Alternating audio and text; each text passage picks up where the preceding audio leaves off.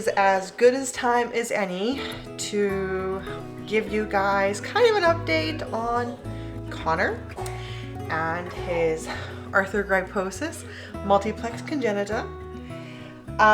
For those of you that are actually new to my channel that have subscribed within the last 2 months or so, my husband and I have a boy. He's 5 years old, and he was born with a condition called arthrogryposis multiplex congenita, which is muscle and skeletal defect, basically from birth.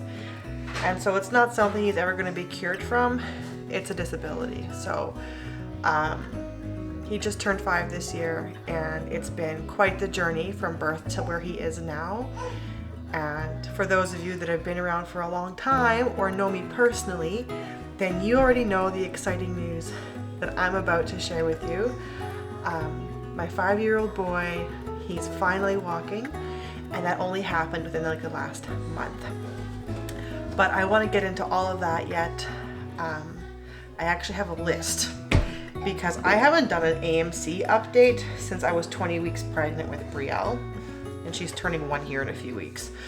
So it's been a while. So what I'm going to do is I'm going to get my list, and we are going to get back here. So while I talk about this, I'm going to be getting some work done around the house, so you can sit down and listen or watch or do whatever you want. But this isn't going to be a very exciting video to watch, more so to listen to. So we are going to start with Connor's eyes. So Connor's eyes, we noticed before he turned 1 that they were a little bit off. He wouldn't focus properly. His one eye wandered, his left eye actually, wandered quite a bit. And we brought it up with his pediatrician, and he right away called the ophthalmologist in Prince George, and we got it looked at. And so we tried putting him in glasses for a bit. We realized that that wasn't doing anything. We tried patching, and again, we realized that wasn't doing anything. So our next step was eye surgery. And I have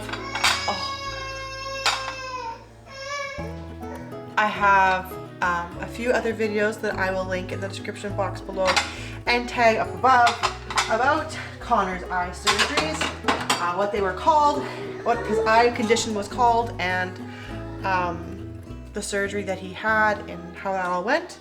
But to make a long story short, his eye surgery was a success. He actually had a checkup. This eye surgery happened when Lillian was like 3 to 4 months old, so not very old.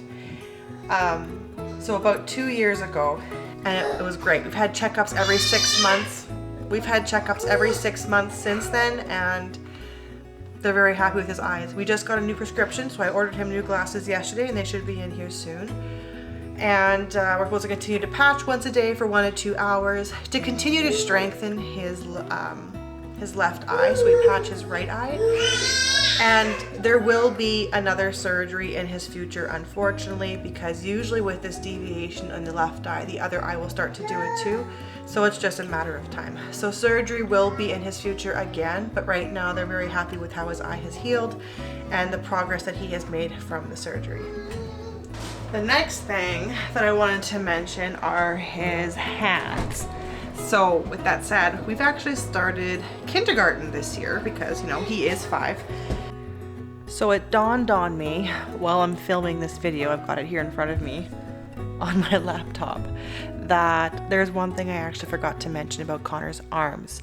So this past spring, I think it was in January, Brent and Connor flew to Vancouver for his yearly checkup at BC Children's Hospital. And at that appointment, or at one of the appointments, like the orthopedic surgeon, that's what I'm looking for. The orthopedic surgeon who is looking at Connor's arms and wanted to do arm surgery sometime in the future has officially said his arms are now strong enough to do the surgery, so that in itself is really great news. But the only thing now is because we aren't 100% sure where Connor is really at maturity-wise, we don't want to do it unless we know the surgery works. So what they're going to do is do one arm at a time, and when he's awake from the surgery and after a bit of, recovering, if Connor can actually tell us if the surgery worked or not. If it worked, that's wonderful, then they'll do surgery on the other arm, and if he doesn't notice much of a difference, then they're not even going to bother with the other arm. So now we're kind of just waiting on I think the doctor said he would like Connor to be around 7 or 8, maybe even 9 before we do the surgery. But his main concern last year was that his arm wasn't even strong, or his arms weren't even strong enough, and now they finally are. So after 1 year, his arms went from being pretty weak to strong enough to do the surgery. So that is great. And if you don't remember what the surgery is about or what they were going to do, is because the AMC is affecting his arms. His triceps, super strong. Biceps, next to nil. So what they want to do is take some muscle from his triceps and move it to his biceps. So hopefully he gets a little bit more arm movement this way, because he's very good like this. He's not so much good like this. So they want to improve that movement. And that's what the arm surgery would do. So we're waiting now till Connor is slightly older, so that he can let us know if the first surgery works, and if it does, that'll be great. If not, then the doctor said worst case scenario, there would be no difference. The surgery isn't going to hinder him at all. It just wouldn't do anything, or it would get better. So those are our two options. Hence why we want to wait for Connor to get older so that he can tell us whether the surgery actually worked or not. So when he was born, we were put with a company that provided his PT, OT, and speech. But those were just from birth to school age, and so we were in that gray area where he could start school. And since technically he's 5, we decided we were going to go ahead and start school.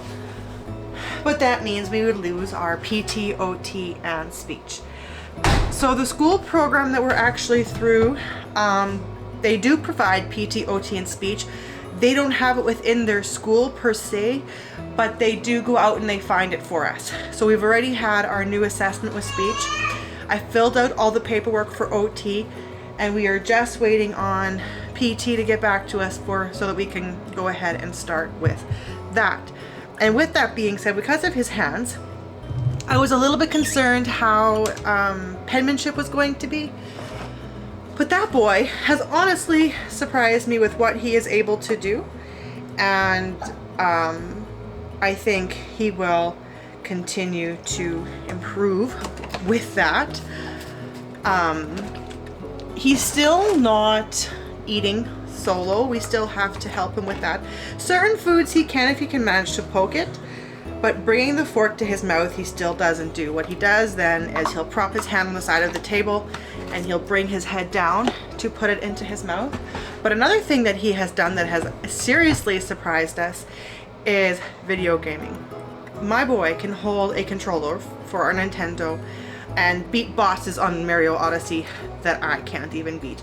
So he is pretty amazing when it comes to that. It has shocked both Brent and I completely the first time when he told us, "Oh, I beat the guy!" And I'll throw in a little bit of a clip here, if I can, of the video game, the big boss that he can beat by himself. And if I can find a video where he is using the controller, I'll try and find that too and throw it in.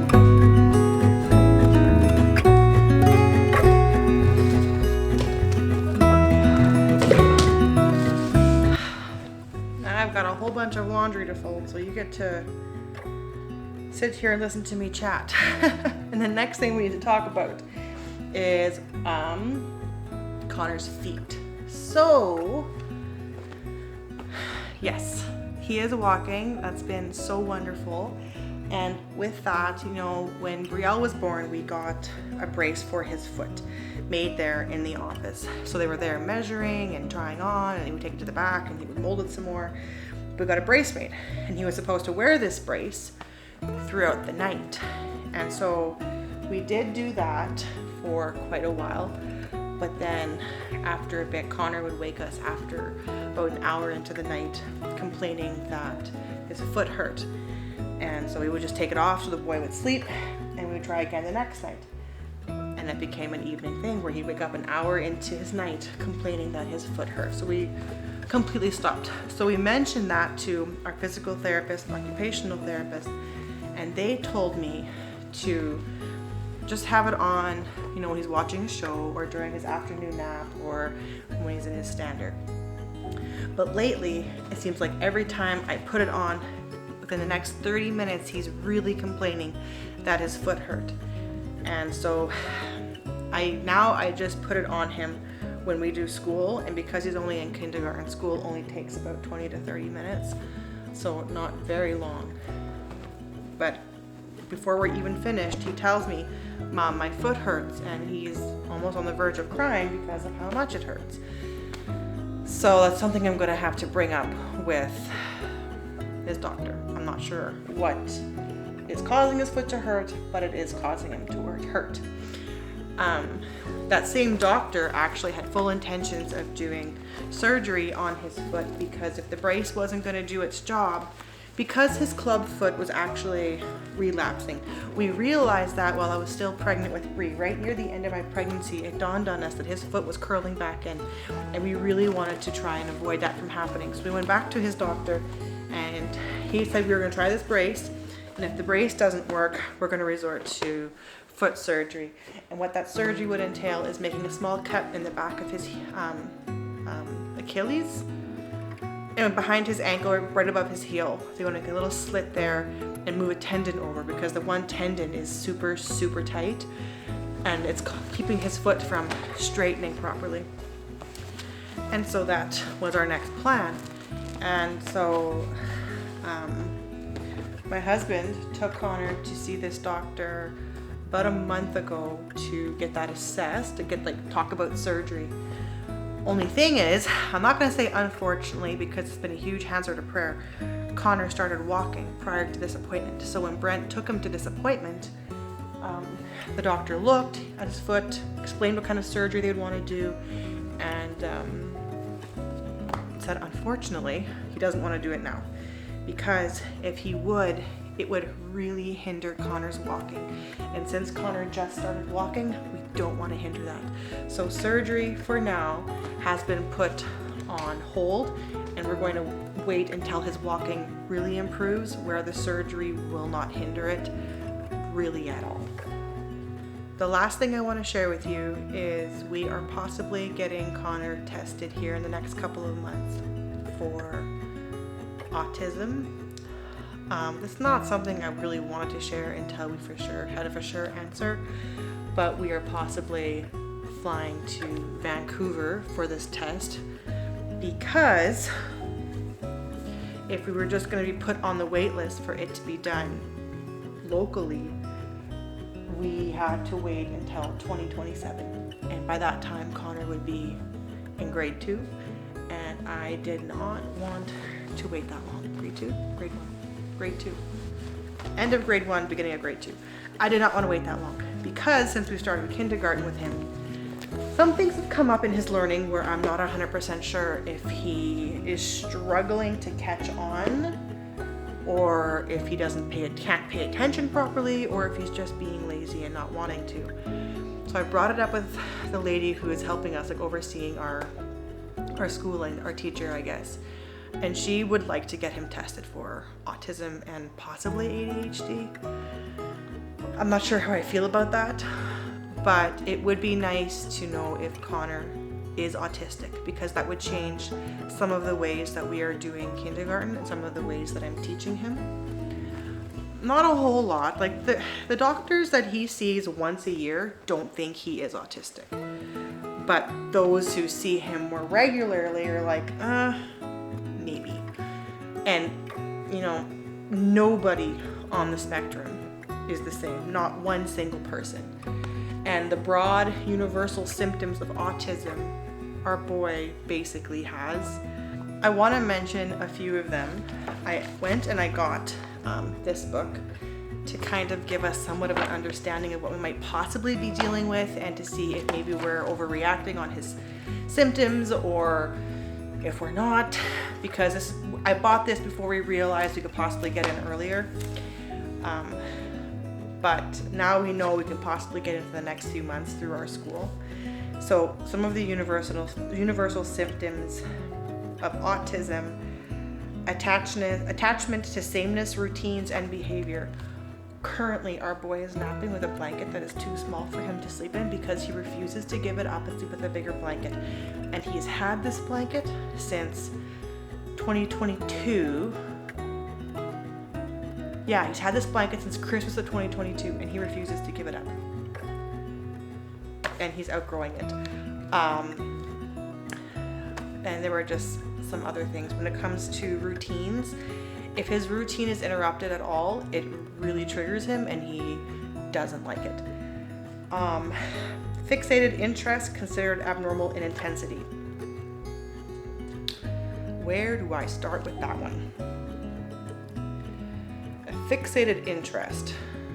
He likes to play the same Nintendo Switch game over and over and over again. And not just the game in general, a certain part of it. He will play it on repeat all evening, or the entire hour he gets to play. He will play that same section on repeat over and over and over again. And we actually had to tell him, Connor, you can play Switch, but you can't play that scene again because it's getting a little bit old. But he always goes back to that scene over and over and over again. Repetitive behavior, interests, or activities, which links back to that one. Social and communication deficits. His speech has always been delayed, and we aren't sure if it's AMC related or if it's due to that. Yeah. And his rocking. Like, I write a little bit about stimming, and the way that boy rocks on the couch, it just makes sense. So those are some of the things that we're like, is he possibly autistic? And the way he can't concentrate in school, we're like, is that ADHD? So we don't know. We have zero idea. So this is something we're possibly getting checked within the next couple of months. So we're waiting on that. However, that is supposed to cost quite a bit of money for us to be bumped to the top of the list, but that also means that we have to travel for it. Luckily, our school could possibly fund it, so it won't come out of our own pocket, but the flights and the rooms to Vancouver will. But honestly, I think if we just have an answer to whether he is or not, it'll change a lot of things about how things happen at home and in school and just all around. So that is weighing, I wouldn't say very heavy on our minds, but it's definitely there. There are definitely times where he does something and Brent and I will make eye contact and we're like, autistic behavior or not? You know, it's just, we don't know. So it'll be nice to finally have an answer. Anyway, I think that is the end of the update on Connor's arthrogryposis. If you want to know more, I can link in the description box below some other AMC videos that I have with Connor, kind of showing what he's been through and everything. But yeah, thank you for watching, and I'll see you all in my next video.